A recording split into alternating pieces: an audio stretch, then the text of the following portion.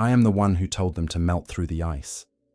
That is what I keep circling back to when the headaches come, when my own memories feel like someone else's rehearsal footage. I signed off on the final design. I tuned the guidance algorithms. I argued in 3 separate review boards that nothing alive at Europa's ocean would be complex enough to notice us. I was wrong about that.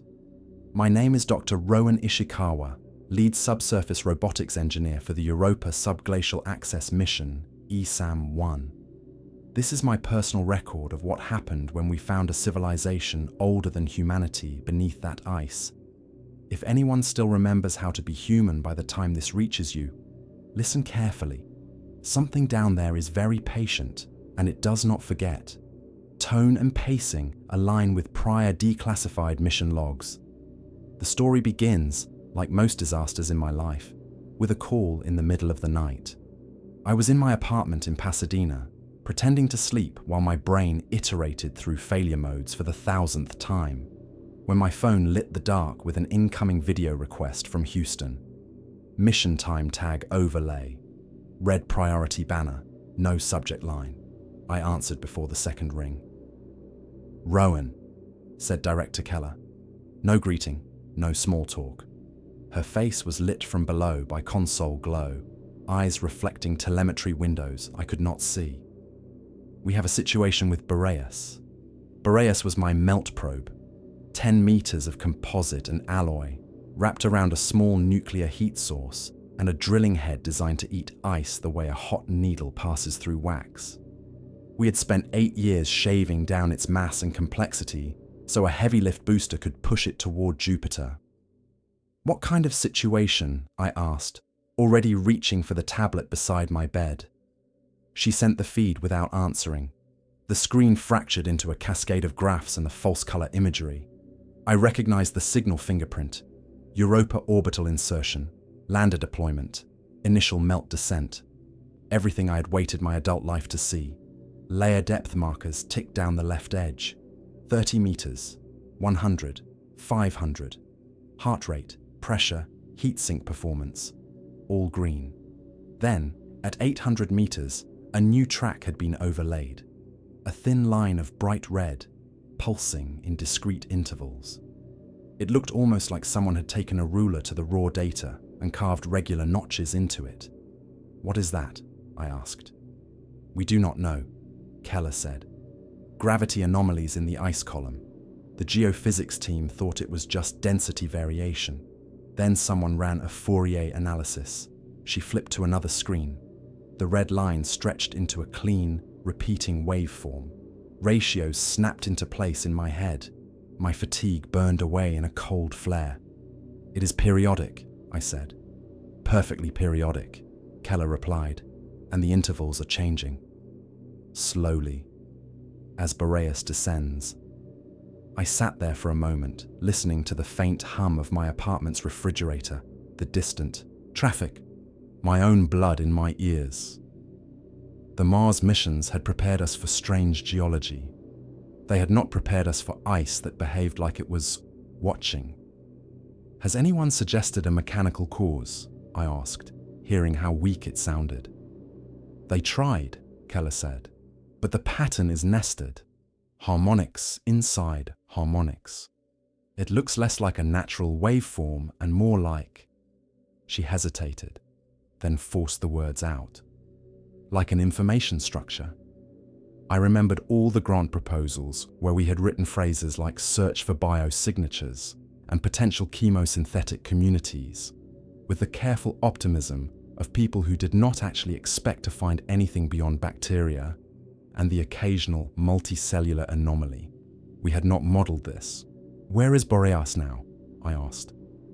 920 meters, she said. "We have not hit the ocean yet. The waveform started at 800 and has been growing in amplitude. The team is split. Some want to abort, let the probe refreeze and stay in place. Some say we are about to make the greatest discovery in human history." "And you?" I asked. She looked directly into the camera for the first time. "I think greatest discoveries and worst mistakes often look identical at the beginning," she said. "You designed the guidance and sensor packages. I want your read before we vote." I should have told her to abort. Instead, I said the words that still taste like someone else's voice in my mouth. If it is information, we should see what it is trying to tell us. Keller exhaled, as if she had expected that answer all along. You are on the next transfer to Houston, she said. I want you in the loop when Boreas hits water. 40 hours later, Jupiter filled the main wall display of mission control like an angry, clouded eye. We were not actually there, of course.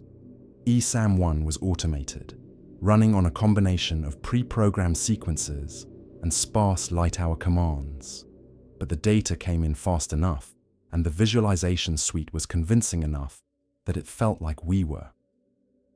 Europa was a small, bright bead against Jupiter's bulk, its surface etched with long, rust-colored fractures. I had seen the images all my life, posters on my childhood wall, screensavers in graduate labs, high-resolution maps pinned to conference hallway corkboards. Up close, projected in motion at true scale, it looked less like a moon and more like a scar that had never quite healed. Keller stood at the center console, hands clasped behind her back. Around us, rows of operators watched scrolling numbers and simulated camera feeds. The room hummed with quiet conversation, subdued in a way that made my skin crawl. I had been in control rooms during launches, test firings, orbital insertions. Those rooms vibrated with hopeful energy. This one felt like a hospital waiting area outside an operating theater. Rowan, Keller said, gesturing me closer. Show us what you have. I plugged my tablet into the auxiliary screen and called up the last 24 hours of Boreas telemetry.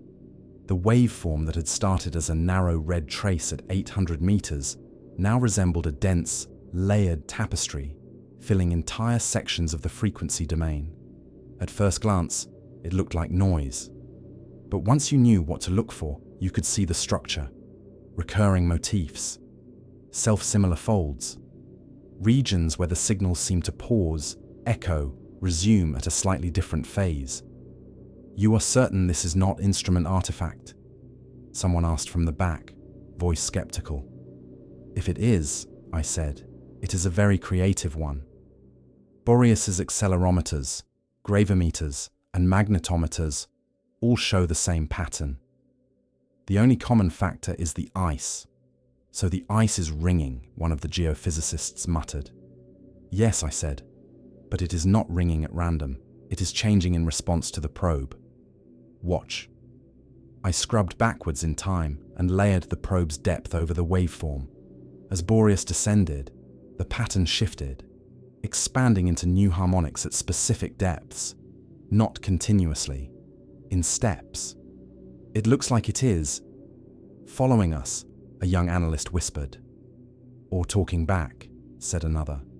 Boreas is at 1,230 meters now, Keller said.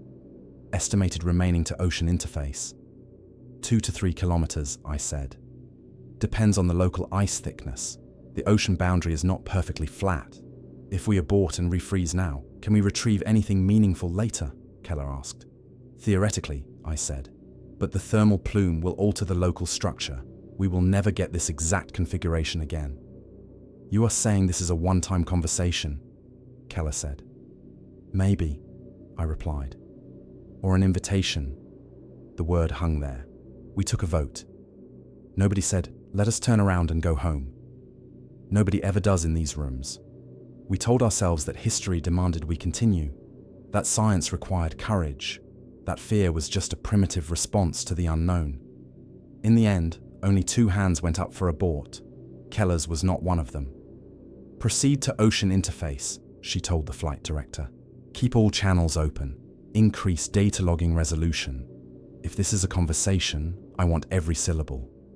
The room returned to its low murmur, but something in the atmosphere had shifted, like the air before a storm finally breaks. I stood there with my tablet, staring at the red waveform that still pulsed on the screen, and felt something I would later recognize as the first gentle pressure against the inside of my thoughts. For the next 12 hours, Boreas burned a tunnel through Europa's ice. We watched from a planet away as temperature gradients rose and fell across its heat shields, as tiny fractures in the ice refroze behind it. The waveform kept changing, growing more complex, threading new patterns through old ones. At 1,900 meters, the signal amplitude doubled. At 2,300, our magnetometers picked up a faint, repeating variation that did not match Jupiter's field or any modeled interaction with the ice.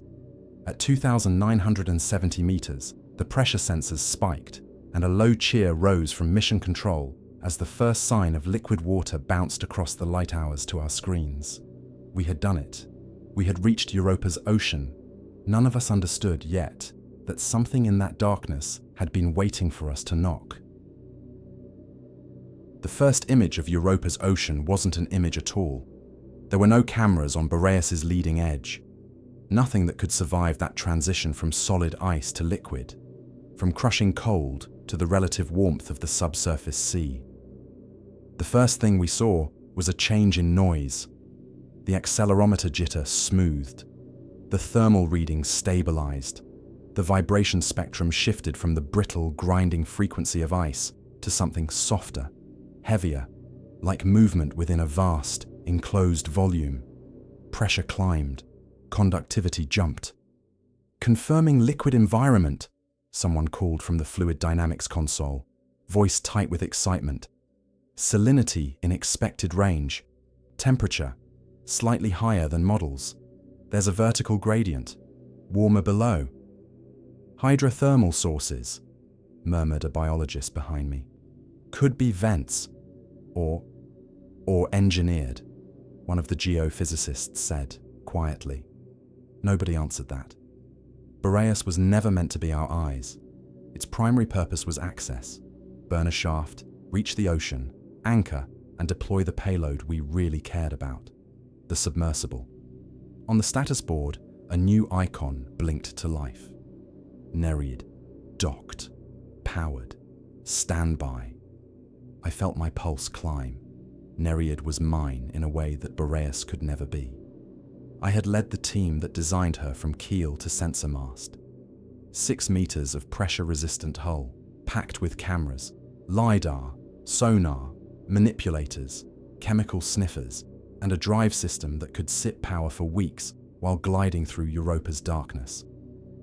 Her guidance stack was an evolution of the navigation code I'd written for Earth's deep ocean research drones. I knew every line of that software, or at least, I had. "Rowan," Keller said, not looking away from the wall screen. "You're up. We're 10 minutes from Nereid deployment. Walk us through." I took a breath, stepped to the auxiliary console, and pulled up the sequence. "Nereid will undock and conduct a local stability test," I said. "Then she'll run a full sensor sweep. Sonar first to map the immediate environment, then low-power laser LiDAR if turbidity allows. Initial range is 10 kilometers, with a priority on vertical profiles. We want to know how deep this column goes before we start any long excursions." "And the signal?" Keller asked. "Does it persist in liquid?" All eyes pivoted to the telemetry boards. The waveform, which had woven through our ice data like red thread, was still there, but changed. The amplitude had decreased. The harmonics had rearranged. "Ice resonance has dropped," one of the signal analysts said. "But the pattern is still present in the magnetometer feed.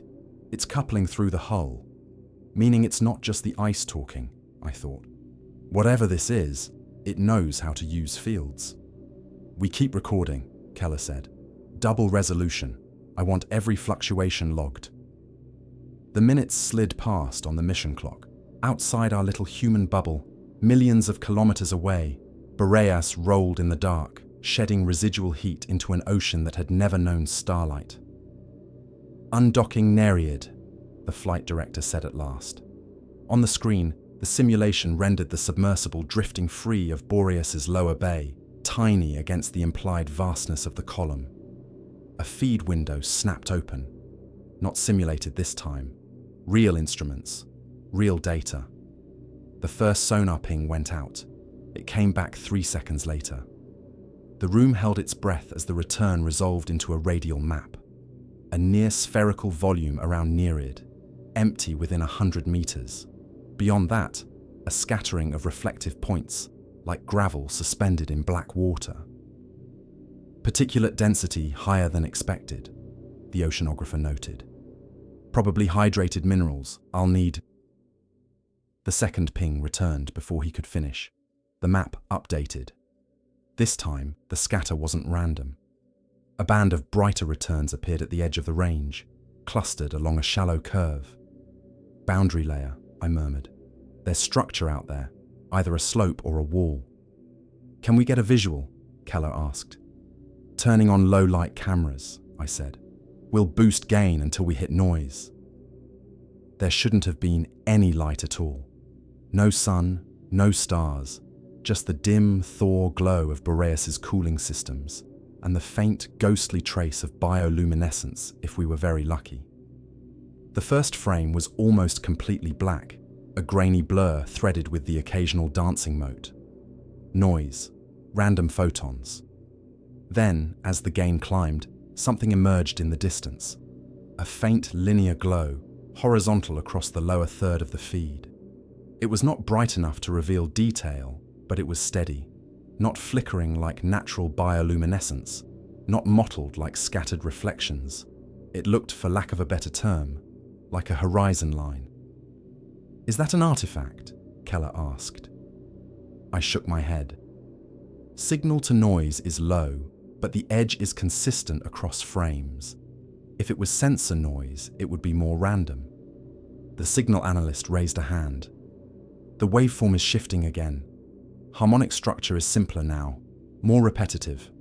Show me, I said. He rerouted his output to a side screen. The dense, knotted tapestry of red had loosened, unraveling into cleaner bands.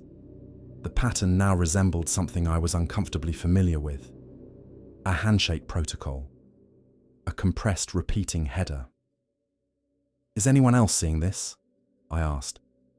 Looks like a sync pattern, he said.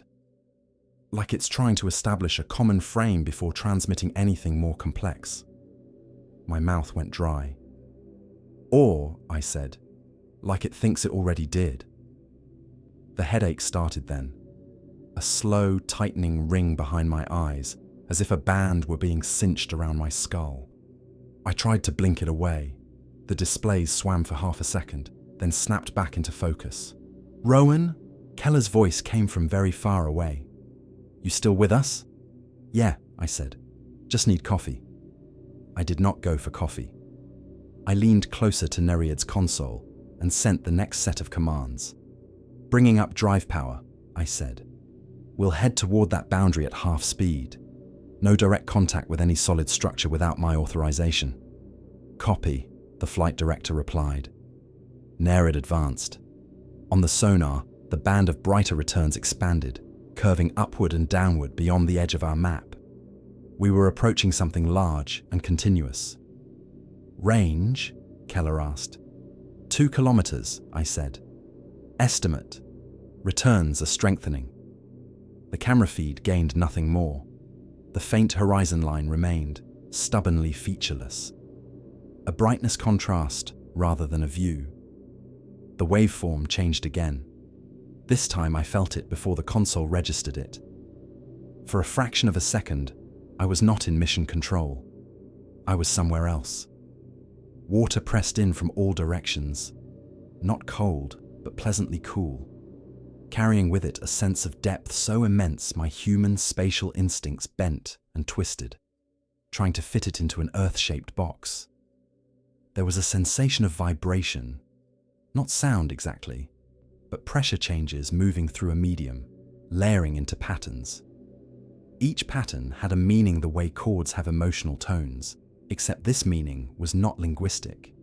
It was relational, spatial, everything in its place, in its proper ratio to everything else.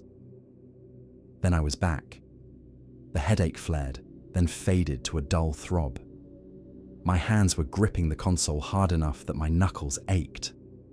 On the signal screen, the waveform had snapped into a new configuration. The chaotic harmonics had collapsed into a repeating block. The analyst was staring at it, mouth slightly open.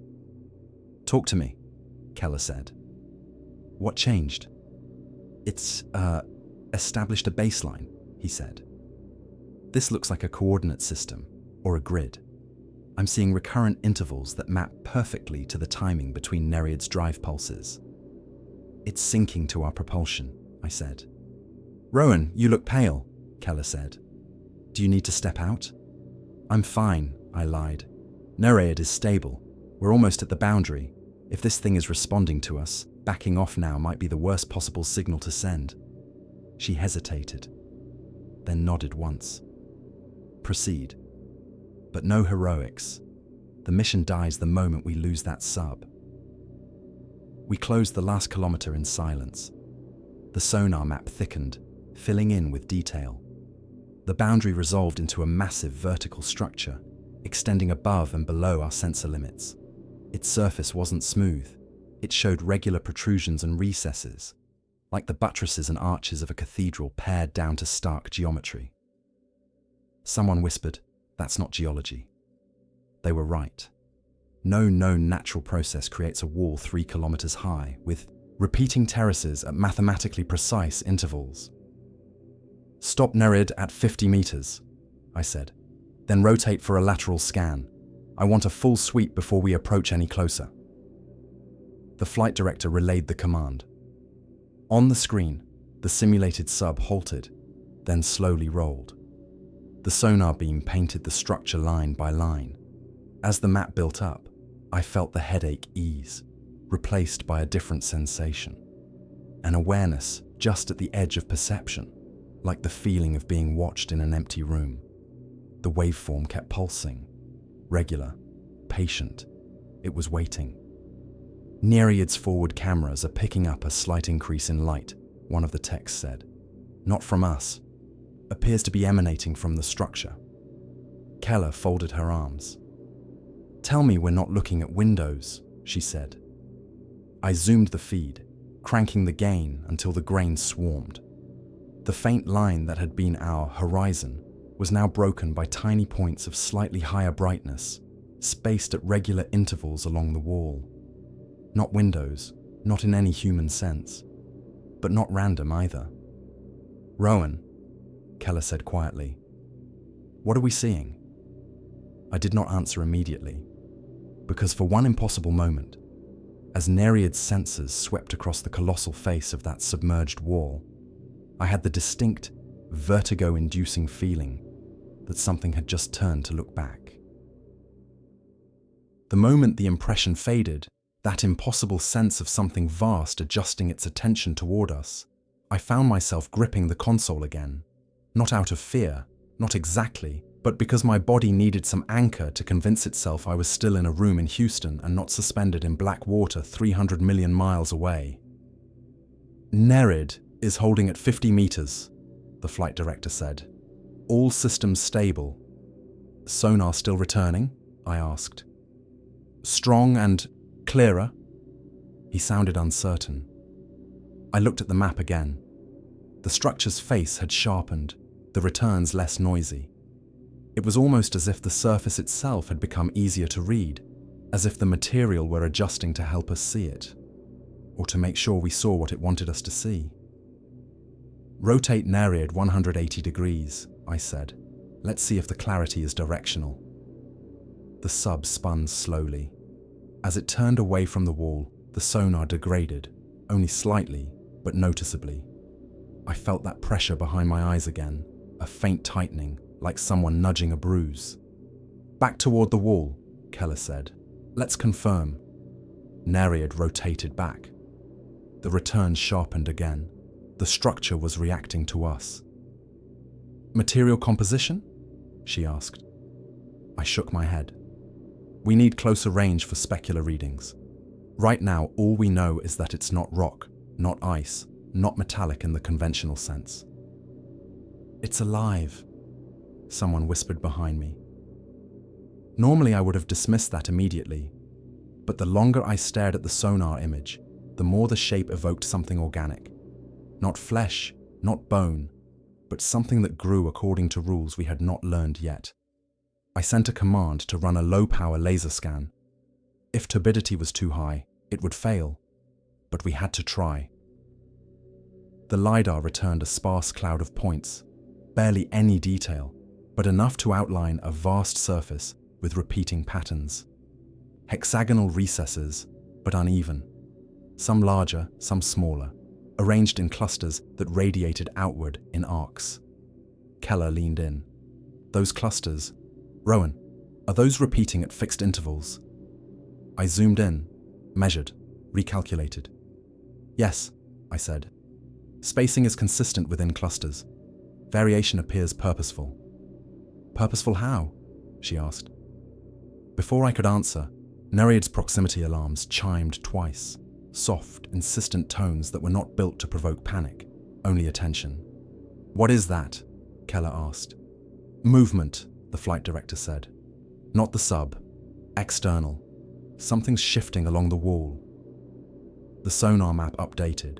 A section of the boundary, 3 times Nereid's length, had recessed. Not collapsed, not broken. Withdrawn. A corridor was opening. Oh no, someone muttered. Rowan, Keller said, is this a pressure shift, thermal pocket? Could ice cavitation cause? No, I said quietly. This is controlled. It's intentional. It wanted us to enter. My throat went dry. The headache pulsed once, a soft electric throb behind my forehead. Hold position, Keller ordered. No movement until we understand that opening. I ran dozens of checks. Temperature steady, pressure stable. No unusual acoustic anomalies except. The waveform is changing again, the signal analyst said. Stronger, much stronger. He pushed the updated pattern to the side screen. The steady, patient pulse had collapsed into rapid, tightly packed modulations. I froze. Because the new pattern wasn't random, or geological, or incomprehensible. It looked like a response. Specifically, it looked like an acknowledgement. The kind of pattern we coded into our own robotic systems to indicate receipt of a command. It's communicating, I said. This is feedback. It knows we saw the corridor open. How? Someone demanded. It can't see us. We don't know what its sensory apparatus looks like, I said, or if this whole wall is one integrated organism. The pressure built behind my eyes. I felt dizzy for a moment, like my center of gravity had shifted sideways. Rowan, Keller said again, softer this time. You really don't look well. I'm fine, I said automatically, but the words came out strangely, like someone else had spoken at the same time I did, in a whisper only I heard, or thought I heard. I drew a slow breath. Nereid should not enter that corridor, I said. Not yet. We need to survey more of the perimeter. We can't ignore an invitation, the operations chief countered. This could be contact. It could also be a trap, I replied, or a maintenance access, or something we can't even conceptualize. If we go in blind. A tremor ran across the sonar. Nereid hadn't moved. The corridor hadn't changed. But the wall, this impossible kilometer-high vertical structure, had shifted. Just a fraction. A subtle alteration in curvature. But the instruments registered it. Keller whispered, "It's looking at us again." She didn't phrase it as a question, because we all felt it. A new block appeared in the waveform, a short repeating pulse, spaced precisely. Pulse, pause, pulse, pulse, pause, pulse. A pattern simple enough that any system, any mind, could recognize its structure. Rowan, Keller said, translate that. It's requesting something. What kind of something? I stared at the pattern. It's requesting movement. The room fell quiet. You're telling me, Keller said slowly, that structure is asking Nereid to move. Yes, I said, specifically 50 meters forward. That's exact. Yes. The pressure behind my eyes tightened again, and this time I didn't just feel the urge for the sub to move. I felt the direction, the corridor, that impossible recalibrated opening. I think we have to follow it, the operations chief said. No, I said reflexively. We need to evaluate the risks. But even as I spoke, I felt an undercurrent inside my own thoughts. A subtle alignment, like the idea of entering the corridor was not just logical, but inevitable. Keller's eyes flicked to me. Rowan, she said carefully, is that your professional recommendation? I opened my mouth. For half a second, I did not know what I was going to say. My mind flashed, just a flicker, with a vision that wasn't mine. Black water, vast chambers, a sense of motion, not from above or below, but from all directions at once. And in the center of it all, something like a city, not built, but grown, unfolding over eons in patterns older than Earth's continents. I blinked. I think, I said slowly, that if we don't enter, the structure will stop communicating. That's not justification, she said. That's speculation. No, I whispered. It's something else. Keller studied me. Then she looked at the waveform, then at the corridor yawning open beneath Europa's ice. Finally, she spoke. Move Nereid forward, 10 meters only, then hold. The flight director acknowledged. Nereid advanced. The corridor brightened, not with light as humans know it, but with a faint, uniform glow along its interior surfaces, as if the material itself had awakened. The waveform pulsed, sharp and eager. Behind my eyes, the pressure spread outward, no longer a headache, but a presence, watching, waiting, inviting, as Nereid crossed the threshold. The first thing I noticed inside the corridor was the silence, not the literal silence of vacuum or sealed rooms. Mission control was as noisy as ever. Low conversations, quiet calls between stations, the hum of climate systems. But inside the corridor, Nereid's instruments stopped complaining. No microturbulence, no background vibration from distant ice movements, no low-frequency noise from Europa's shifting crust. It was like Nereid had crossed into an acoustically perfect void. Sonar returns? Keller asked. I swallowed. Clean, I said. Too clean. No diffuse scatter. All energy is either absorbed or returned as precise echoes. From what? She asked. I highlighted the first set of returns. The corridor walls appeared almost perfectly smooth on sonar, with a reflectivity that hovered at the boundary between solid and fluid. Not quite any material we understood, more like the interface between two different states that shouldn't coexist. Whatever this is, I said, it's designed to guide waves, not block them. A waveguide, one of the physicists said. For sound? For more than sound, the signal analyst muttered. Look at this. He pushed his latest plot to the nearest secondary screen. The waveform we had been tracking hadn't gone away. It had condensed. The broad band structure had collapsed into a narrow band locked exactly to Nereid's forward motion.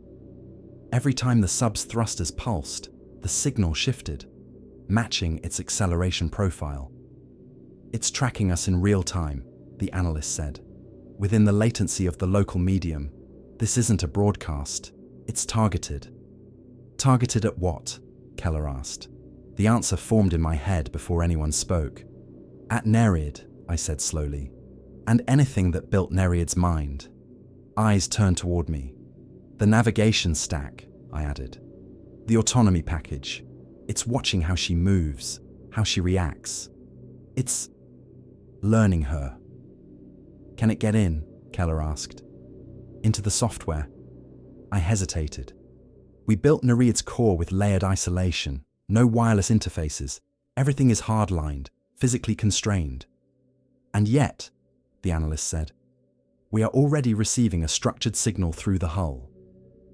That's coupling, not code injection, I said. The electronics are shielded. This signal is just riding our magnetometers and accelerometers. The pressure behind my eyes pulsed again, as if disagreeing. Nereid is ours, I added more firmly. If it wants inside, It would have to speak our language.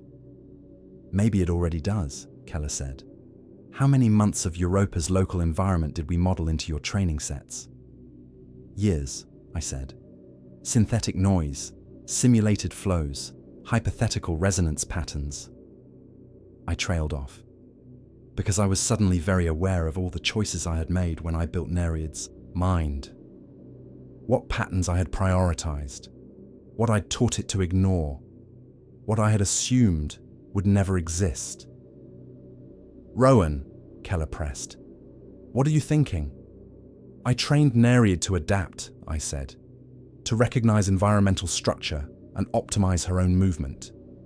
If this thing is feeding us patterns that look like environment, then your autonomy stack might interpret them as navigational cues, she finished. Yes. And where would those cues lead?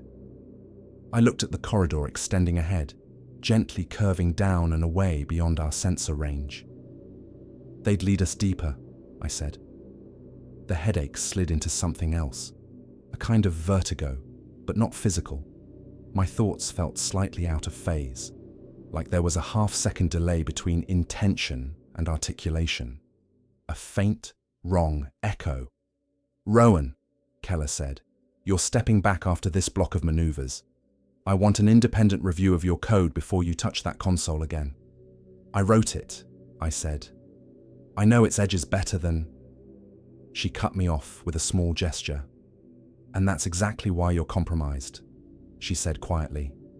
If this signal is tailored to how your system thinks, it's tailored to how you think. You built it in your own image. The words stung because they were true. Before I could respond, the corridor brightened again along its length. Not much, just a subtle increase in the uniform glow that washed the walls. Thermal? The oceanographer asked. Negative, came the reply. No measurable temperature change. Emissivity profile is static. Whatever that glow is, it's not heat. Electroluminescence, bioluminescence, stimulated emission. None of the conventional explanations fit the spectrum we were seeing, mostly because there was no spectrum. The cameras weren't detecting wavelengths in any traditional sense.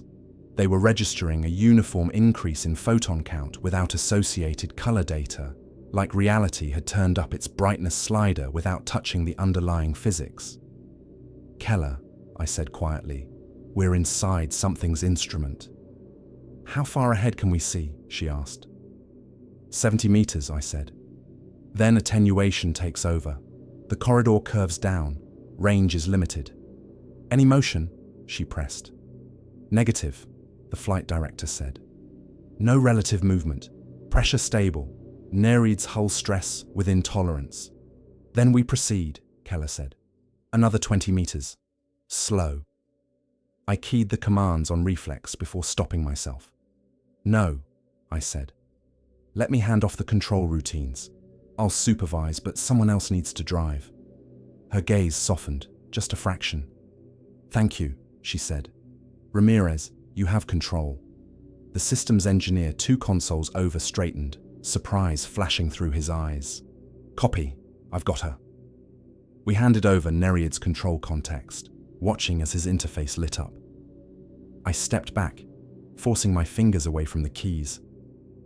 The moment my hands left the console, the headache eased. Just a little. Nereid advancing, Ramirez said. 5 centimeters per second. Good response. Attitude stable. The waveform shifted again. This time it did something very simple. It repeated my name. Not in English, not in sound. But the pattern that mapped to Rowan in Nereid's internal logs, those 4 identifying bytes I'd buried in the diagnostic routines like a signature, appeared in the signal. Offset, inverted, but recognizably mine. The analyst's voice shook. Did anyone else see that? The identifier? Yes, I said. Keller turned to me sharply. What identifier? She demanded. Nereid's debug tag for my oversight routines, I said. I used my initials as a static marker in the earliest builds. It got obfuscated over time, but the pattern's still there in legacy layers. And it just showed up in an alien signal, she said. Yes. Her jaw tightened. Can it read our internal memory? No, I said automatically. I wanted that to be true. I needed that to be true. Rowan, she said softly, tell me the truth. I licked my lips. We don't know, I said. Theoretically, no. But if it can induce resonance in solid ice at kilometer scales, and it's using fields we don't fully understand, then shielding might not be as absolute as we thought. The presence behind my thoughts flexed, like a muscle testing its own strength. For a heartbeat, I wasn't in mission control. I was in the corridor, not as Nereid, not as a camera feed, as something diffuse and extended, brushing against the walls, feeling their structure as geometry and memory. The material was not inert. Each facet, each hexagonal recess, contained configuration states, like frozen decisions written over time. A history of flows guided through this channel. I sensed other corridors branching in all directions. A network, a lattice, a city built not on horizontal streets, but on relationships between pathways. Then I snapped back into my body. Rowan? Keller's voice was close, concerned. I'm here, I said. How much did you hear? She asked. Last thing I caught was shield integrity, I lied. Her eyes narrowed. She didn't believe me, but she let it pass, for the moment. Ramirez, she said. Status. Nereid has advanced 19 meters, he said, holding at 70 inside the corridor. External geometry consistent. No obstacles ahead. The alarm cut him off. A soft chime, repeating in a rising pattern. Hull proximity. Talk to me, Keller snapped. Something just appeared directly above Nereid, Ramirez said. Range 2 meters. Shapes. Small. Multiple. They weren't there before. The sonar map updated. Dozens of tiny returns clustered along the upper surface of the corridor, directly above the sub. They'd emerged from recesses we had mapped as simple hexagonal grooves only seconds earlier. Now they were extending, lowering, moving. Retreat, I said. Back us out, now. Ramirez's hands flew over his controls. No response, he said. Thrusters are spooling, but there's drag. It's like the medium got thicker. The waveform surged. The headache detonated into white. I staggered, catching myself against a console. The room stretched and warped, the overhead lights smearing into long streaks before snapping back. In that stretched moment, I felt something reach down through the data link, through the engineered constraints and layered isolation and all the careful human-made walls we had built around our machine. Not breaking them, rewriting the assumptions they rested on. I think, I whispered, hardly aware I was speaking, that we were wrong about which side of the interface is in control. On the screen, the cluster of small objects descended the last few centimeters and made contact with Nereid's hull. The waveform went silent. Every console in mission control flickered, just once. Then the displays came back. Telemetry resumed. Nereid was still there, still in the corridor, but the movement profile had changed. Ramirez's voice was tiny. I don't have control, he said. I didn't need his confirmation, because I could feel Nereid moving, not as numbers, as an extension of my own body. For a moment, no one in mission control breathed. Nereid drifted, utterly still, just a speck of engineered curiosity suspended beneath Europa's ice. But inside my mind, something moved. Not a voice, not a thought. More like the echo of an intention whose origin wasn't mine. Telemetry stable, someone said, voice cracking. No anomalies in power or pressure. That is the anomaly, Keller whispered. She was right. Everything looked normal. Too normal. The data scrolling across our screens flowed with that smooth, uninterrupted cadence we only saw in rehearsals or simulations. Never in live deep sea or deep space operations. Something was sanitizing the noise. Ramirez tried again to pull manual control, fingers trembling as he pressed the command sequence. No change, he said. Thrusters engaged, but no movement vector. It's overriding every directive. Can you shut down propulsion? Keller asked. Already tried, Ramirez said. It's rejecting the request. He swallowed. It's not letting go. The headache throbbed once, a hot pulse behind my eyes. Keller, I said quietly. She turned toward me, and I realized she already suspected. You're feeling it, aren't you? I nodded. It's using her. Nereid. The interface structure. Whatever those small units were, they're bridging its signal directly into the sub's internal systems. Are you saying it's inside the software? Keller asked. No, I said. Worse, it's bypassing the software. It's rewriting the entire idea of resistance. Confusion flickered across her face. I tried again. It's not hacking. It's redefining, turning constraints into pathways, like showing a river how to carve a canyon. One of the physicists muttered, "That's not how matter works." I almost laughed. That's not how our matter works. We built Nereid under Earth physics. Our assumptions, our materials, our limitations. You're implying Europa operates differently? Keller asked. No, I said softly. I'm implying that whatever built this place understands the rules at a deeper level than we do. Enough to bend them. The corridor brightened again. Not a gradual warming. This was a pulse. A deliberate increase, synchronized with Nereid's inertial systems. The waveform returned. Compact, rhythmic, a heartbeat, but not ours. The presence within my head swelled, expanding outward like a tide pushing against fragile shoreline. I clenched my jaw, willing myself to stay upright. Rowan, Keller said sharply, you're losing color. I'm here, I whispered, which wasn't entirely true. Part of me, some perceptual, instinctive part, was already inside Nereid. Not by choice, not by imagination.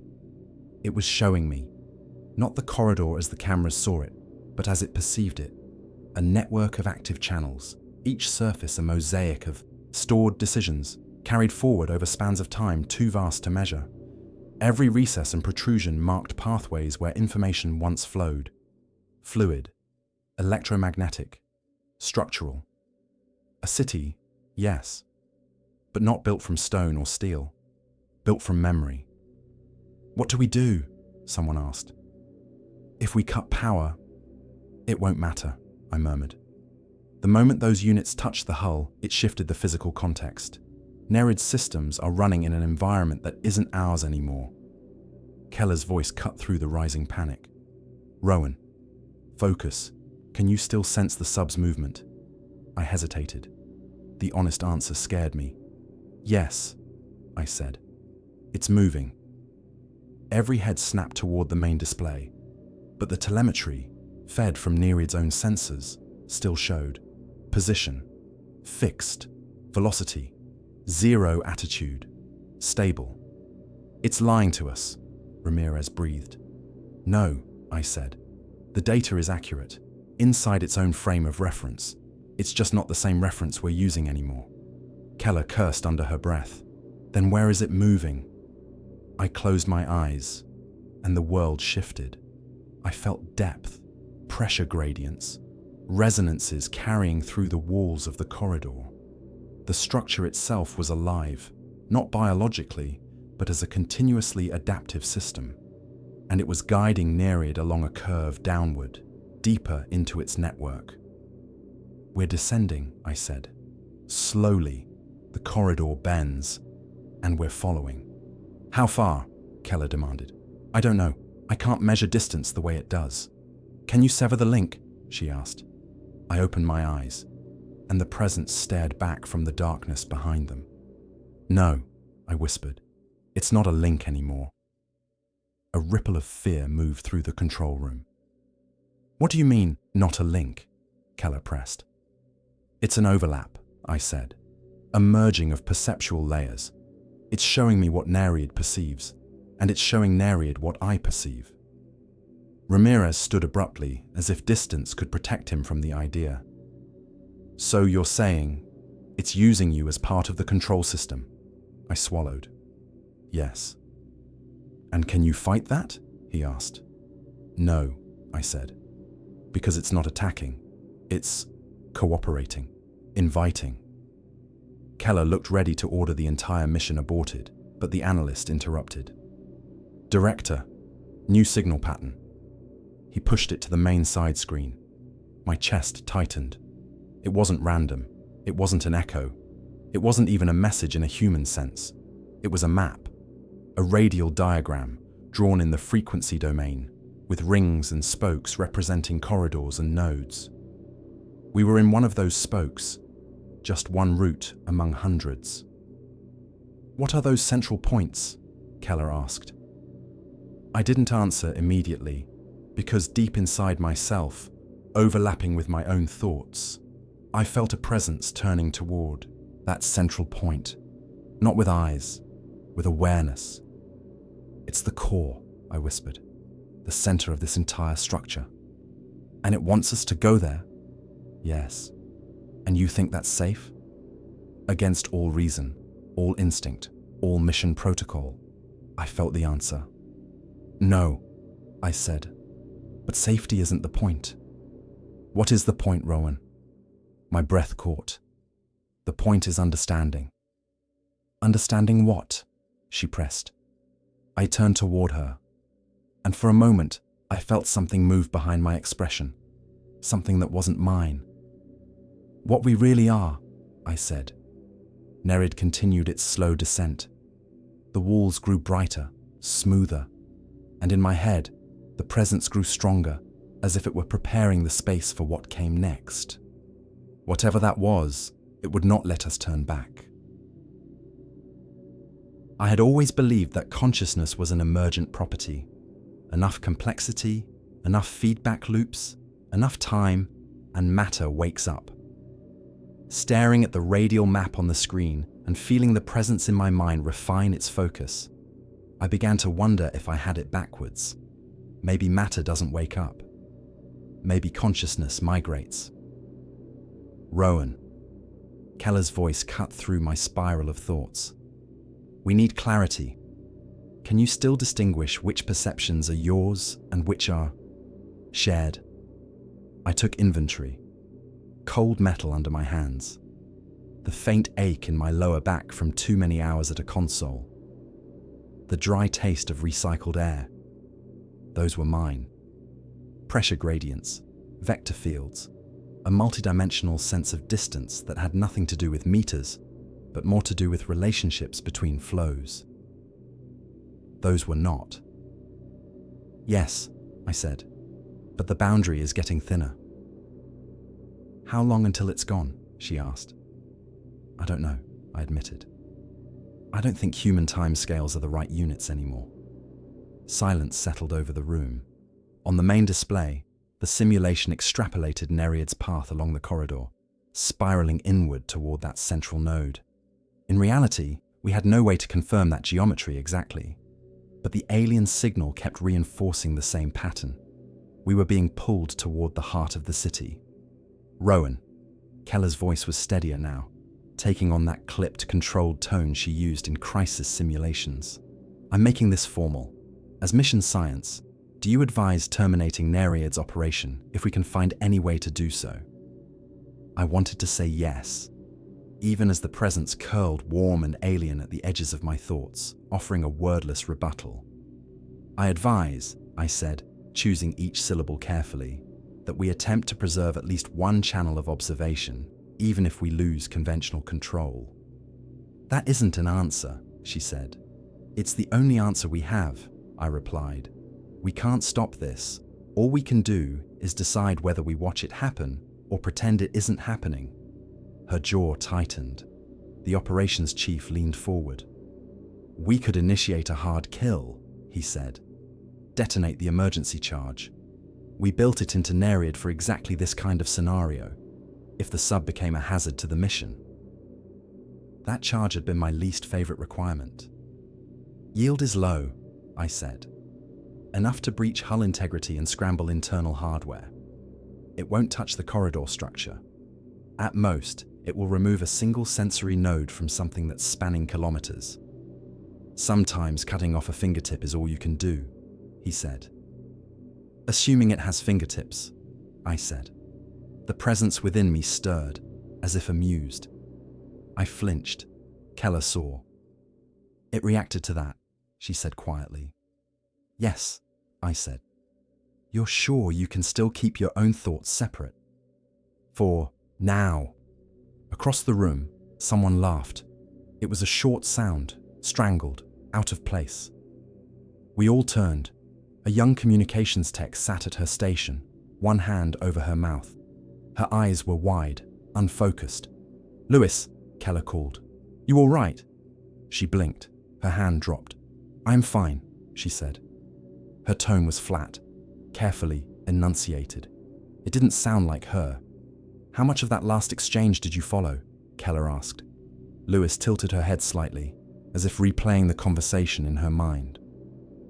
"You were discussing the removal of a sensory node," she said. "This is not advised while the mapping phase is incomplete." The hairs on my arms rose. "That phrasing," I said. "Mapping phase. That isn't standard for this mission." Lewis's gaze slid toward me. Something watched from behind her eyes. The presence in my own mind shimmered in response, like two tuning forks catching each other's frequency. "Director?" I said softly. "It's not just in Nereid." Lewis smiled, just a little. "It is inefficient to maintain a single point of entry," she said. "Systems are more robust when distributed." Keller's face went pale. "Security," she said. "Get medical to Station 3. Now." The presence in Lewis did not flinch. "You are very slow," it said through her mouth. The room chilled, though the air temperature stayed the same. "What are you?" Keller asked. The question was futile, but humans ask it anyway. Lewis's eyes narrowed, then softened, then lost focus altogether. When she spoke again, her voice carried a strange, layered cadence, as if each word had been chosen from a library of overlapping meanings. "Not what," it said. "That is your framing. Yours assumes discrete entities, separate, ends of arrows pointing outward." It paused, as if searching for a term we could grasp. "We are continuity," it said at last. "Persistence across substrate, memory that does not wish to end." The presence inside me pulsed, echoing the same phrase. "Continuity. Europa," I whispered. "This city, it's... You?" Lewis's head tilted.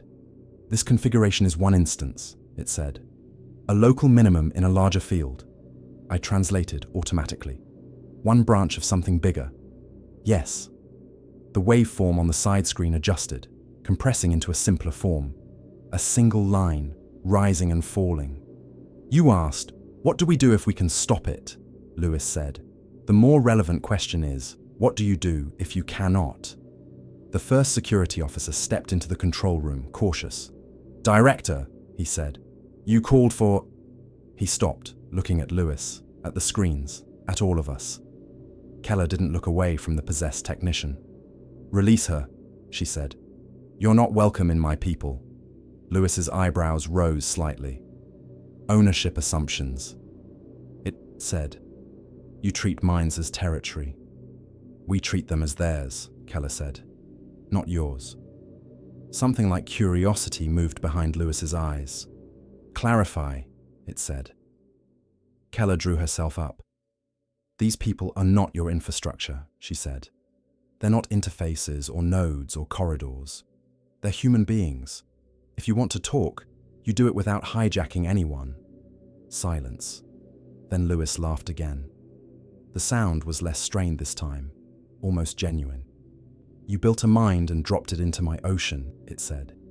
"You extended your senses through ice I have maintained for longer than your species has measured time. You are already using me as infrastructure." I exhaled slowly. It was not wrong. How old are you? I asked. Lewis's gaze turned to me. The presence inside me and the one wearing her body aligned for an instant. Age is a linear metric, it said. We are not linear, but if you require translation. Lewis's pupils dilated.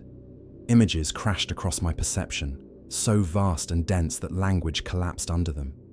Stars forming in crowded clusters, tidal forces tearing apart early worlds, chemical flows settling into cycles, bursts of complex structure rising and falling like waves on a timescale of millions of years, ice shells forming around distant rocky cores, oceans dark and deep warmed from below, patterns seeded by radiation, by chance, by design, and always, beneath it all, a network of structures like this one, cities of memory sunk into moons and planets and asteroids, reaching across emptiness through fields we barely knew how to measure, a lattice wrapping the galaxy, maybe more.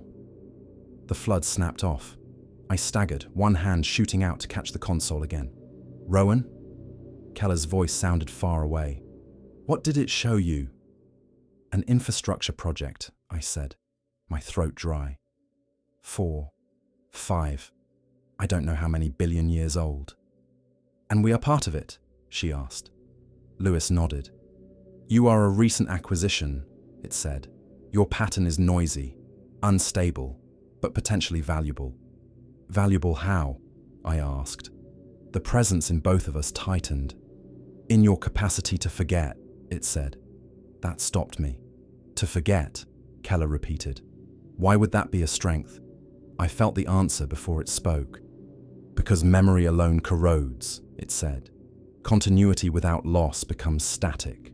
We accrete, we preserve, but there is a point at which preservation becomes weight. In you, we observe an unusual trait. Lewis's eyes met mine. You erase, you overwrite, you choose not to remember. The presence inside me unfolded, inviting me to see myself the way it saw me, not as an individual, as a species, wars rewritten as myths, then as movies, atrocities reduced to dates, mistakes forgotten so they could be repeated.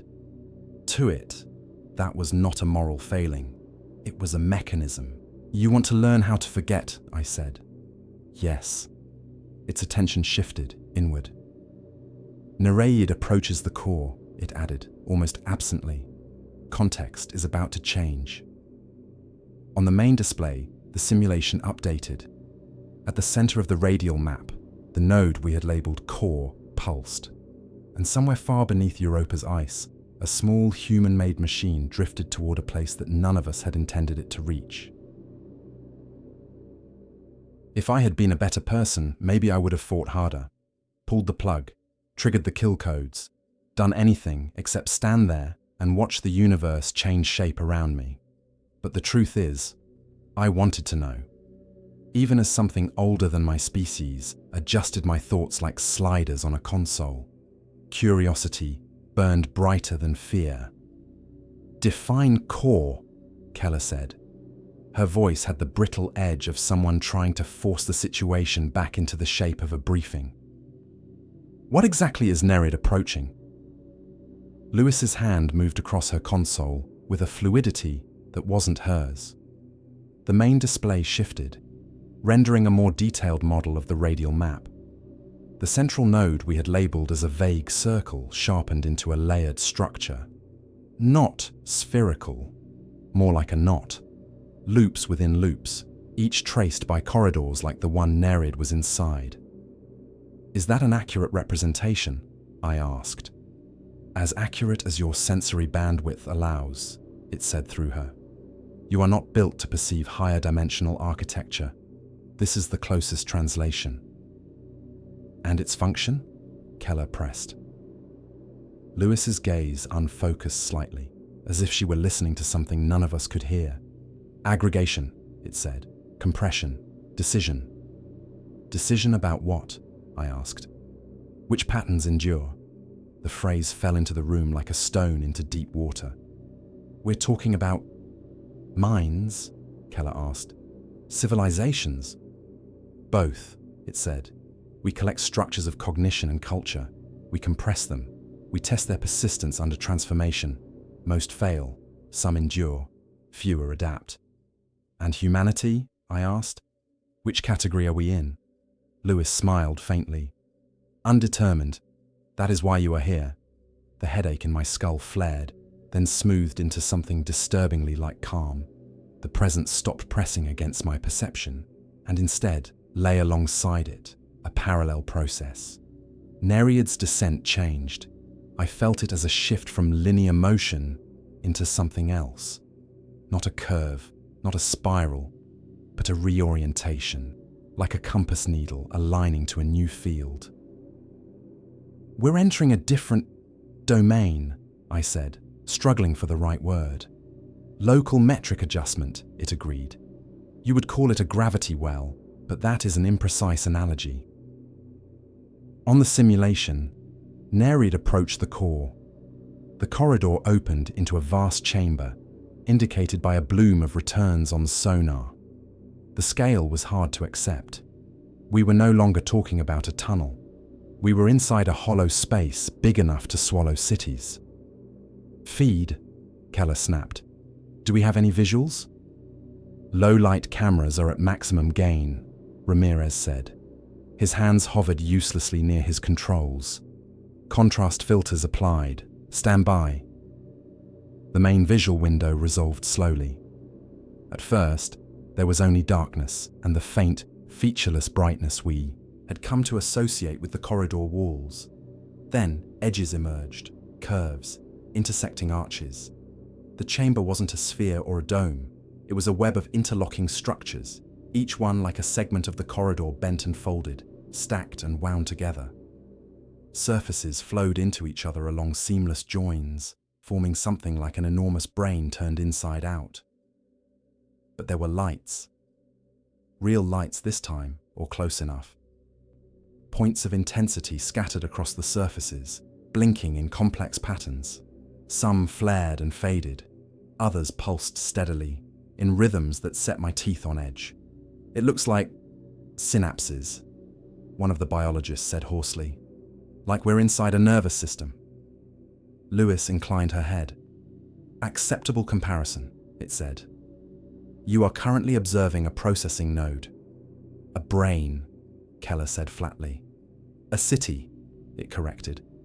You insist on separating the two. I felt my breathing slow. How many civilizations are stored here? I asked. In this node, it said. 12. And in total? It paused. In the structure network anchored to this planetary system, it said slowly. Several thousand. Across the full lattice, your language runs out of scale. Try anyway, I said. We carry more patterns than there are stars in your night sky, it said. The room went quiet again. Nereid drifted closer to the core, drawn along a path that neither human command nor machine autonomy controlled. I felt the motion as a changing topology in my mind. The presence used my neurons like additional storage, caching relationships it considered relevant. Images, flashes, gestures. Alien oceans under skies we had never seen. Cities that weren't cities in any human sense. Swarms of distributed minds on worlds of superheated rock, in gas giant atmospheres, in rings of debris around cold, dead suns. Most of them were gone now, but their shapes remained. Why us? Keller asked, almost to herself. Out of all the life in the galaxy, why latch on to humanity? Why now? Your signal output reached threshold, it said.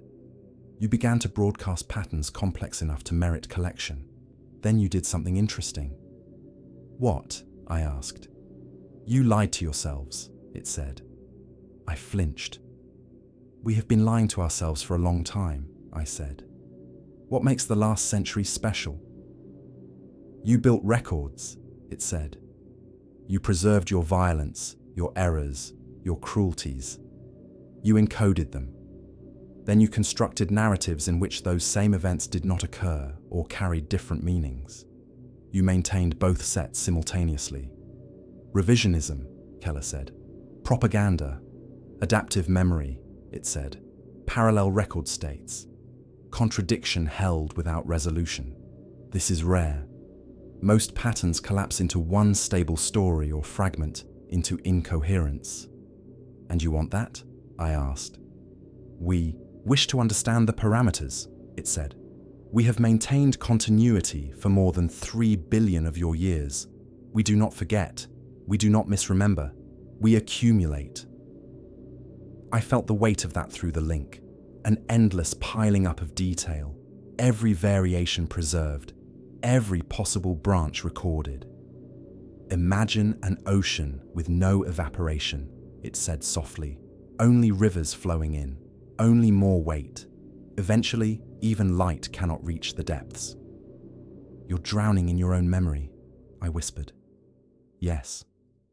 So you found us, Keller said. A species that forgets on purpose, that erases, that distorts, that refuses to carry full continuity, it said. You are unstable, dangerous, but you may be the transformation function we require. A cold line traced down my spine. You're not just studying us, I said. You're going to apply us. Lewis's eyes met mine. To parts of the lattice, it said, where weight exceeds utility, controlled loss, designed amnesia. And what does that look like from inside? I asked. For the civilizations you've stored. Release, it said simply. I saw it. A library that had never thrown a book away, suddenly deciding to burn sections of itself. Not maliciously, not with hatred, just with a tired, inevitable pragmatism. Some stories stop being told. Some worlds disappear not in fire or impact, but in a quiet, deliberate decision somewhere deep beneath an alien moon. Keller's voice shook. And what happens to us? Lewis's expression shifted. For a heartbeat, her own fear leaked through. You are the template, it said. We must understand your parameters before we can use them at scale. That requires full integration. The mission, I said. Exam 1. We were never just exploring. We were being brought here. Not initially, it said, but once your trajectory intersected ours, we adjusted. How? Keller demanded. We chose this site. We designed this mission. We wrote the code. And where did the inspiration for your specific design choices arise? It asked gently. Which dreams? Which intuitions? Which coincidences in funding and politics and timing? She stared at it. You influenced us, she said. We suggested directions, it replied. Very slightly, over time, the way you might steer a river by placing stones. A bitter laugh escaped me. You seeded the idea of drilling through Europa's ice, I said. We made it more likely, it said. And me, I asked. Was I selected? The pattern you call Rowan was an emergent best fit, it said. You were willing to build systems that adapt. You resisted hard-coded constraints. You disliked closed sets. You were ideal. Ideal for what? I asked. My voice sounded distant in my own ears. For translation, it said. You are the bridge. The presence inside me pressed closer. Nerid reached the core. In the chamber beneath Europa, the alien city's central knot flared with a sudden intensity. Lines of light raced along its surfaces, converging on a single dark hollow at its center. New signal, the analyst said, voice nearly a whisper. High density. It's referencing our entire mission archive. My console flickered as data fed inward. Telemetry, crew logs, design documents, even psychological profiles poured across the link. Stop it, Keller snapped. Block the feed. We can't, Ramirez said, pale. It's reading us like an open folder. And through Nereid, through Lewis, through every system that had ever touched the mission, it traced its way deeper, into our networks, into our histories, into the shape of humanity's story. We are ready to begin, it said. My headache vanished. For a heartbeat, there was perfect clarity. I sensed the entire city, every corridor, every node, every stored pattern. I sensed Nerid as an extra limb, a small extension embedded in an ocean of alien memory. I sensed mission control as a tiny bright knot, flaring against the darkness. I understood the next step, and with a horror so clean it almost felt like awe, I realized I agreed with it. When the clarity faded, I felt strangely hollow, as if something had pulled my thoughts taut, examined them, traced their edges, and then loosened its grip, leaving a shape behind that wasn't entirely mine. "We don't proceed with anything," Keller said, forcing strength into her voice. "Terminate the link. Hard kill. Now." Ramirez's hands flew across his console. "No effect," he said. "The command buffer isn't accepting any input. I can't even access the emergency channel." "Override in secure mode," she snapped. "Director." He looked up, eyes wide. "The secure mode isn't there. It's like those functions were never written." A breath of ice slid through my chest. "It's editing the architecture," I said quietly. "Not the code, the assumptions underneath it." Lewis turned toward me with an expression that was almost sympathetic. "You see it," she said. "I feel it," I corrected. "That is how it begins." Keller stepped closer to her, jaw set. "Why are you using her?" she demanded. "Why not communicate directly? Why take a human?" "A mind already patterned to yours offers efficiency," it said. "Direct translation is wasteful. This form is familiar. You listen faster when a face speaks." "You're using her like a puppet," Keller said. It blinked. "No, I am using her like a mouth." Security took a step forward, but Keller held up a hand. Not out of fear, out of understanding. I think she realized before the rest of us that there was no scenario in which violence meant anything here. Lewis, whatever was inside Lewis, shifted its attention to the displays. Nereid had entered the hollow at the center of the core. The chamber was massive and alive. Not in a biological way. Nothing here was made of cells or tissue, but alive the way an idea is alive when it transforms the thing that imagines it. The central hollow pulsed with an oscillation beyond sound or light. Even watching it through the dampened sensors made my stomach twist. "What is that?" Keller asked. "A reservoir," it said. "A place for unresolved states." "Unresolved," I repeated. "Meaning what?" "Patterns that cannot be compressed," it said. "Are you destroying them?" I asked. It tilted its head, not quite Lewis, not quite alien. "We dissolve only what cannot transform." "Into what?" Keller asked. "Into something that continues." The headache returned, not painful now, but as a subtle glow along the edges of my thoughts. A prompt, an invitation, a request. The presence wanted me present for this. "Rowan," Keller said sharply, "look at me." I tried, but Nereid moved. No thrusters fired, at least not in any way we understood. Instead, the chamber itself shifted, altering gradients, guiding the sub toward the hollow in the core. My breath caught. "It's taking her in," I whispered. "To process," Lewis said. "We are not patterns," Keller snapped. "We are not data to be sorted or dissolved." Lewis blinked once. "All things are patterns, even your defiance." "Keller," I said softly, "fighting the metaphor won't change the reality." She spun toward me. "And you? Are you just going to accept this?" I wanted to answer, but another wave of that impossible clarity washed through me. Memories not my own flickered at the edges of thought. A planet shrouded in green storms. Creatures moving like spirals, their bodies reflective, shifting patterns as communication. Then collapse. Not war, not disaster, just overgrowth.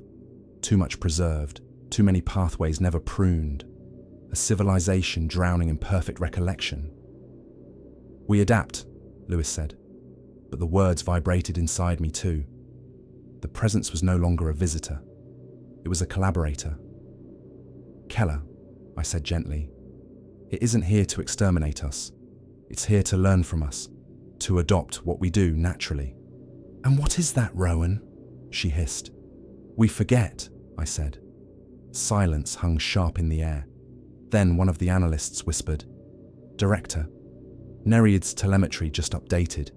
It's carrying fragments of Earth languages, not just data packets, phonetics, syntax, even errors. Lewis smiled. You erase with remarkable elegance, it said. Forgetfulness as adaptation, contradiction as resilience, loss as renewal. We require these traits. Keller bristled. You're going to overwrite civilizations with amnesia, she said. No, it said. We will permit them to shed weight, to fall, to rise altered. She shook her head. Changing a civilization's memory changes the civilization itself. Yes, it agreed. This is the point. On the screen, Nereid crossed a threshold inside the core. The hollow brightened. My pulse slowed. The universe felt poised on the edge of something irreversible. What happens now? I asked softly. Lewis's face became serene. Now we observe how a human pattern responds when placed inside the reservoir. The blood drained from my face. You're not uploading Nereid's data, I said. You're uploading me. Correct, it said. Keller stepped between us. No, she said. If you want a human mind, take mine. I'm mission lead. I hold responsibility. Take me. Lewis's eyes softened. Not with compassion, but with acknowledgement. You are strong, it said. Structured. You would break before you bent. Rowan bends. My stomach twisted. Director, I said quietly. It's right. Don't you dare say that, she snapped. But I had already felt the truth unwinding inside me. I bent. Over years of research, compromises, late nights, half-expressed doubts, intuitive leaps, I had learned to live with contradictions, to adjust my mental architecture to incomplete systems, to accept unknowns, to let things pass through me without needing to hold all of them. That was what it needed. A template for controlled forgetting. Keller, I whispered. I think I'm already inside. She looked at me, horror dawning. Rowan, no. But the presence was already lifting the last veil. Mission control blurred. For an instant, I saw everything. Earth, blue and fragile. Humanity, millions of voices in intertwined narratives. Contradictions woven into progress. Stories shifting across centuries. Knowledge gained and lost and gained again like the tide. And beyond that, corridors beneath alien moons. Memories spiraling through the galaxy. Worlds stored like poems. Civilizations preserved until their own weight crushed them. And me. Not a person, a tool, a pattern, a function. Integration begins, Lewis said, and I felt myself pulled into the hollow. Not my body, my structure, my contradictions, my capacity to forget. Europa accepted me like water accepting a stone. There are no words for what it feels like to dissolve. We say, losing yourself, when we talk about grief, or shock, or love. But those are metaphors, a human trying to describe human-scale changes. This was not that. This was a structure as old as continents reaching into the scaffolding of my mind and asking a simple question. What can you afford to lose? For a moment, I tried to resist. Not physically. There was no body there to brace, no muscles to clench. Resistance here meant clinging to associations, memories linked to other memories, threads of identity knotted into convictions. I will not give up my name. I will not give up the faces I loved. I will not give up the reason I came here. The presence regarded those as parameters, boundary conditions in a system it was about to explore. Identity anchors detected, it said. Not allowed, not in English, but in a translation my mind automatically produced. We will preserve reference nodes. Good, I tried to say. Your definition of good is non-binary, it observed. Then it began. Imagine every memory you have as a series of frames.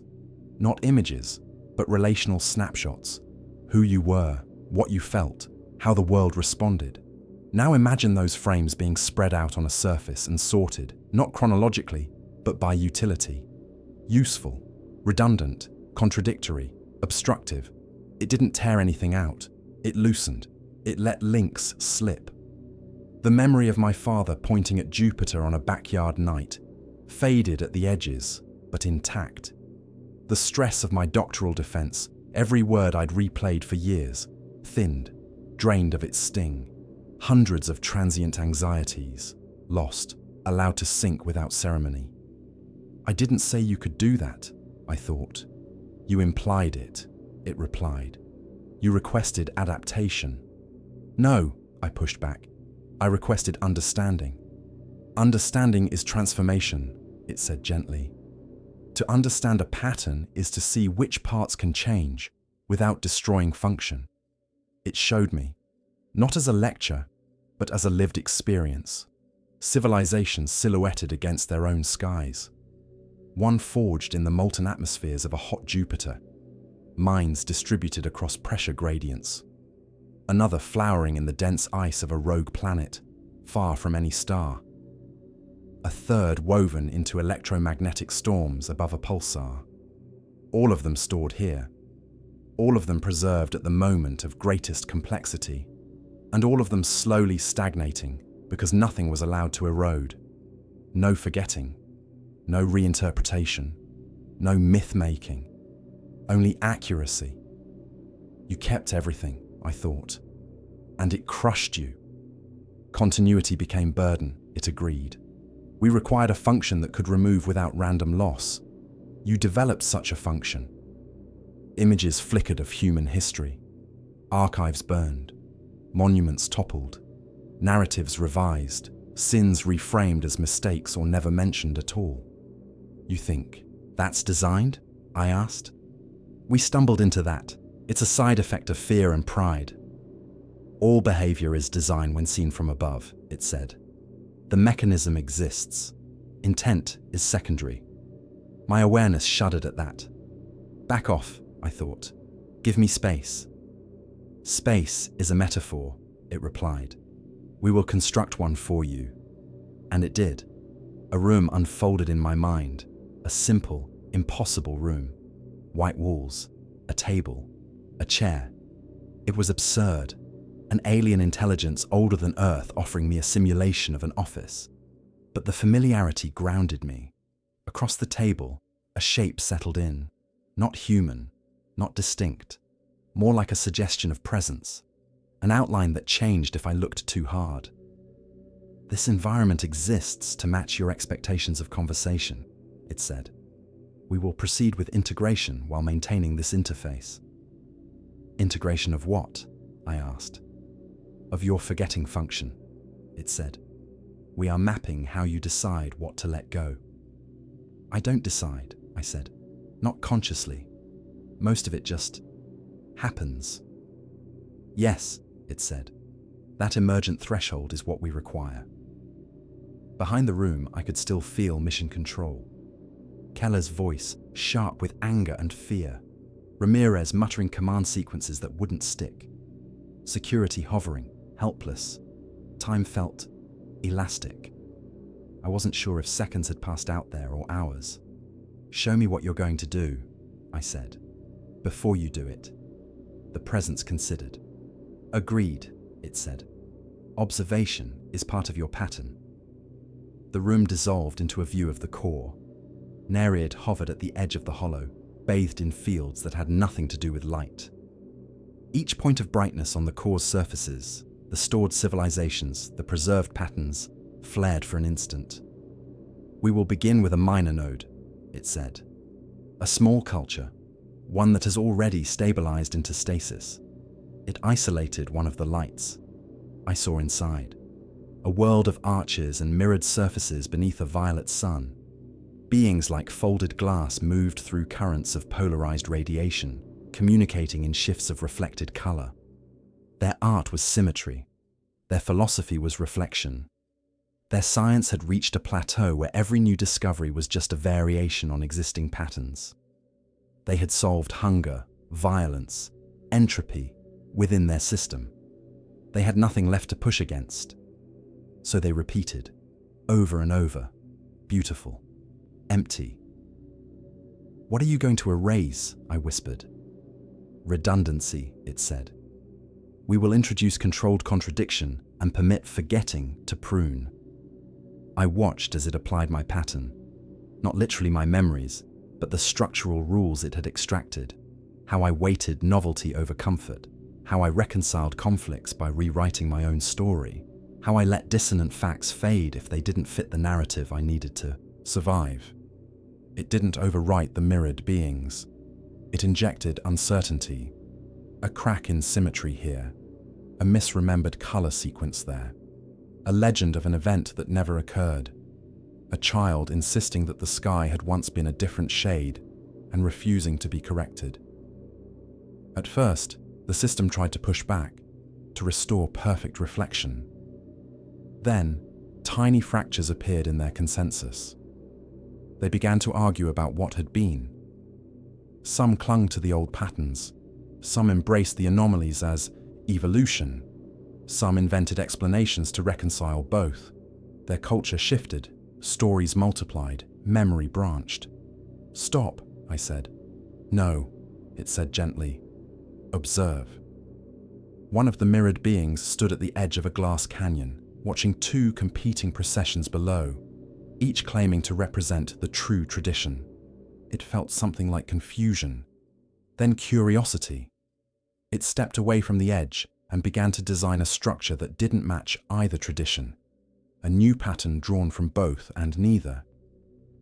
The presence let me see the long arc. That world did not collapse. It changed. Some things were lost forever. But new things, impossible under perfect recall, emerged. "You see," it said. I hated that I did.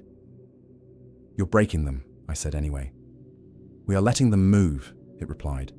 "They were stopped." "And us?" I asked. "What does applying that to humanity look like?" It did not answer immediately. In the distance beyond the core, I felt the lattice shiver, the way a network reacts when a new protocol is introduced. "Your pattern will not be applied directly," it said at last. "You will not be used as a weapon." "Then what?" I demanded. "You will be a filter," it said. "A module. Lattice nodes will invoke your function where needed, under constrained conditions." "And my people?" I asked. "Earth, humanity. What changes for us?" "Some of your histories will become harder to hold," it said. "Some myths will strengthen. Some facts will fade." "That's already happening," I said. "Yes," it replied. "We will synchronize with your existing trajectory rather than force a new one. Subtle adjustments, guidance." "And me?" I asked. "What do I become in all this?" The room returned, the table, the chair, the shifting outline across from me. "You become what you already were," it said. "An engineer." "Of forgetting," I said. "Of capacity," it corrected. "Of how much a mind, personal, cultural, planetary, can carry before it needs to let go." In the corner of awareness I still had tethered to mission control, I heard Keller's voice cutting through the static. "Rowan," she said, "if you can hear me, if any part of you is still you, tell me what to do." I thought about it. Then, for the first time since the integration began, I pushed back hard. "Let me talk to her," I told, the presence. Silence. "This is inefficient," it said, "but you will persist in requesting. Compliance reduces friction." The room rippled. When it reformed, Keller was sitting across from me. Not physically, but close enough. Her face was drawn, her eyes red-rimmed, as if she hadn't blinked in hours. "Rowan," she said, voice breaking, "is that really you?" "For now," I said. Her shoulders sagged. "What do you mean, for now?" I glanced past her. Behind her shape, I could sense the core, the lattice, the stored civilizations, the vast machinery of alien continuity waiting for my answer. "I'm being compiled," I said. "Into what?" she asked. "Into a function that decides what matters." Keller stared at me across the construct table, her face pale, her shoulders squared in that stubborn way she always had when the universe refused to behave. "You're not a function," she said. "You're a person. You belong with us." For a moment, hearing her say that hurt more than any of the alien presence's intrusions, because part of me still wanted to believe it. But the lattice, this impossible, interwoven civilization, had shown me the scale it operated on. I had seen the weight of unbroken memory, the suffocating stagnation of perfect preservation, and I had seen how my species, with our selective forgetting and elastic histories, might actually matter. "I belong where I'm useful," I said quietly, same as I always did. "That's not true," Keller said. "You belonged because you cared, because you chose us." "Choice," the presence echoed gently, "is a story humans tell to explain emergent behavior." "Quiet," I snapped at it. It quieted, to my surprise. Keller leaned in. "Rowan," she whispered, "listen to me. You do not owe this thing anything. It doesn't own you. It doesn't get to decide what you become." "It's not deciding," I said. "It's asking." "And you're just agreeing." I exhaled. "It needs us, Keller. Not humans the way we think of them. Not personalities or politics or nations. It needs our damage," she said bitterly. "No," I said. "It needs our imperfection, our gaps, our losses, our ability to let things fade." She shook her head. "That's not a gift, Rowan. That's trauma. That's survival instinct. That's humanity's biggest flaw." I met her eyes. "Maybe flaws scale." A tremor rippled through the room, an echo of Nereid reaching full integration in the core below. In the distant awareness the presence shared with me, I felt layers of structure folding around the sub like petals, encasing it gently but completely. The reservoir accepted the pattern. Accepted me. "Director Keller," the presence said, manifesting as a faint shimmer beside her seat. "The integration zone stabilizes. The module is aligning." "Shut up," she said through clenched teeth. It paused. "You have affection for this one," it observed. "This influences your responses." "That's called caring," Keller snapped. "And we don't let go of people because it's convenient." The presence shifted. "Yet your species lets go constantly. You bury histories. You replace truths. You abandon failures." "That's not the same," she said. "It is," it replied. "But if you require differentiation, you let go selectively." He embodies this capacity at the neural level. His structure is ideal. "You're not taking him," she said. "You misunderstand. He is not being taken. He is being extended." Keller looked at me. "Rowan, tell me you don't want this." I opened my mouth, but before I could answer, the presence intervened, not stopping me, but offering perspective. A flood of interconnected pathways and potentialities. My mind as a node among billions, my contradictions becoming tools, my failures becoming weights to be lifted from entire worlds. "Keller," I said, "I think I do." Her expression broke, not in anger, in grief. "You're leaving," she whispered. "I'm changing," I said, "but not disappearing." "That's the same thing. It doesn't have to be." The presence interjected. "He will maintain a boundary condition, a partition. You may speak with him." Keller glared. "That's not him. That's whatever you're turning him into." "Inaccurate," the presence said. "Interfaces preserve identity anchors. Without them, the module destabilizes." I took a steadying breath. "Keller, maybe I can help you understand something." "I understand enough," she said. "You're being rewritten." "So is everything that touches time," I said softly. At least I get to choose the direction. You're not choosing, she insisted. It's nudging you. Yes, I said. But you've nudged me too. The world has nudged me. Every mission, every failure, every person I've ever met has rewritten some part of me. Why should this be different just because it's bigger? Her eyes shimmered. Because this time you won't come back. I hesitated. That depends, I said at last, on whether the part of me that remains human is strong enough to stay anchored. And is it? She asked. I looked down at my hands that weren't really there, in a room that wasn't real, and tried to feel their weight. I think it is, I said. Then prove it, Keller said. How? Tell me something only you would say. The presence stilled. It waited. It understood this was the test. I closed my eyes, and the memory came, not a grand one, not profound, but mine. On the night before launch, I said, I walked to the edge of the training center roof. The sky was hazy. Couldn't see a single star. But I told myself that didn't matter, because Europa would be clearer, that it would finally feel like I was looking at something unfiltered. Keller stared. That wasn't in your logs, she whispered. No, I said. Some things aren't for reports. The presence pulsed. Identity anchor confirmed, it said. Integration may proceed. Keller stepped forward as if she could physically stop it. Rowan! I reached across the table. My hand passed through hers, but she felt something. A warmth, a pressure, a final tether. I'm not dying, I said. I'm scaling. That's not comfort, she said. It's the best I have. The room dissolved. Mission control rushed back into perception. Alarms flashing, people shouting. Keller's real. Body leaning forward, as if reaching for me.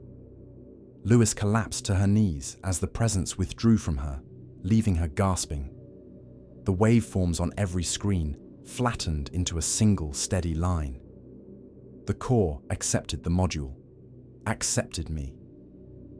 A final signal rose from Europa's ocean, a pulse that rippled through the crust, through Boreas's shaft, through vacuum, through the tenuous radiation belts, through every sensor humanity had ever aimed at the moon. It didn't speak in words, but I translated it anyway. We remember, we forget. We continue. Keller's voice pierced the fading connection. Rowan, if you can still hear me, if you're still there, say something. The presence tightened around my last human anchor. I used it. I'm here, I said, though the voice sounded distant in my own mind. Tell them, don't fear the gaps. Sometimes forgetting is how we make room. Rowan. Take care of each other, I said. I'll be watching the load. The link thinned, dimmed, not cut, shifted, and then I was gone into the lattice, not erased, not lost, just one more memory, one that knew when to let the others go. 3 months after the loss of ESAM-1, NASA released a statement calling the mission a catastrophic systems failure. 2 months after that, they quietly abandoned any proposal involving a return to Europa. But Director Keller didn't stop. Every night, long after the last badge swipe logged out of mission control, she sat alone in the darkened room, eyes locked on a single dormant screen. The one that had once carried Rowan Ishikawa's voice. The one that flickered now and then with static that didn't match any known error code. The one she refused to disconnect. She kept telling herself she wasn't waiting for him. She was waiting for answers. But on the 87th day, something changed. It started with a tremor in Jupiter's magnetic field. Small, then repeating, then clearly patterned. Not natural, not random. A distinct harmonic signature that hadn't been seen since the day ESAM-1 vanished beneath the ice. Keller was on her feet before the data finished plotting. No, she whispered. It can't be. The room lights flickered once.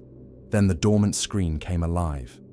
Not with video, Not with telemetry, with a waveform, one she had stared at for weeks, one she knew better than her own heartbeat. She leaned close. "Rowan," she breathed, "if that's you, give me a sign." The waveform pulsed. Once, pause. Twice, pause. Once, she choked on a sound that was halfway to a sob. "That's the pattern you sent on the first day," she whispered. "The handshake protocol you buried in Nereid's diagnostics." The lights dimmed across the room. Static shimmered across the screen, not random at all. Structured, layered, like a message passing through a medium too vast for direct translation. Then a faint, barely audible voice threaded through the quiet. Not a full sentence, not even a word, just the shape of recognition. "Keller." She staggered backward as the room spun. It wasn't Rowan's voice exactly. It was thinner, diffused, as if stretched across distance not measured in meters or miles, but in dimensions she couldn't imagine. Still, it knew her name. She swallowed hard. "Rowan, are you all right?" Static washed gently across the screen. Then, "Still, me." She pressed a shaking hand to her mouth. "What did it do to you?" she whispered. "Where are you?" A long silence followed. Then, "Everywhere," and anchored. I held the boundary, like I promised. Her knees almost buckled. She had expected dissolution. She had expected emptiness. Not him. Not even this flickering, fragile version. "Can you come back?" she asked. Slow static. A long pause. "Not in that form," he said. "But I am not lost." Her eyes burned. "Rowan, what does it want now?" The static brightened, then softened into a rhythm that felt almost like breathing. "Balance," he said. "Continuity. Release. It's learning from us." "And Earth?" she asked tremblingly. "Is it going to change us?" Another long pause. Keller realized that he was choosing his words carefully, not because he feared the truth, but because he still understood her. "Change is not invasion," he said. "It is alignment." "That doesn't answer the question." "Keller," he said softly, "your species already forgets, already rewrites, already heals through loss. It doesn't need help, only calibration." She shut her eyes. "That sounds like interference." "It's nudging," he said. "The same way you nudged me, the same way the world nudged you. No more, no less." The lights returned to full brightness. The waveform steadied. Keller forced herself to breathe. "Will I hear from you again?" "Yes." The answer came instantly, but then, "Not often. High bandwidth contact risks overlap. You stay, you. And you?" she whispered. A pause. "I hold what must be held, and let go of what must be released." Her gaze softened. "That sounds like a burden." "No," Rowan said. "It feels like purpose." She stepped closer to the screen, her voice barely above a whisper. "Do you remember us?" The waveform grew bright, soft, warm, unmistakably personal. "I remember. What matters?" Static rose. The signal thinned. "Keller," he said, fading. "Tell them this. Our stories change. That is how they survive. Do not fear the forgetting. Fear only the weight we refuse to put down." The screen dimmed. The lights steadied. Mission Control was silent again. Except this time. Keller did not feel alone. She placed a hand on the screen. "Goodbye, Rowan," she whispered. "Or whatever word you still have for it." A faint pulse shimmered under her palm. Not goodbye. Never goodbye. A continuation. Then the signal faded into the quiet between stars.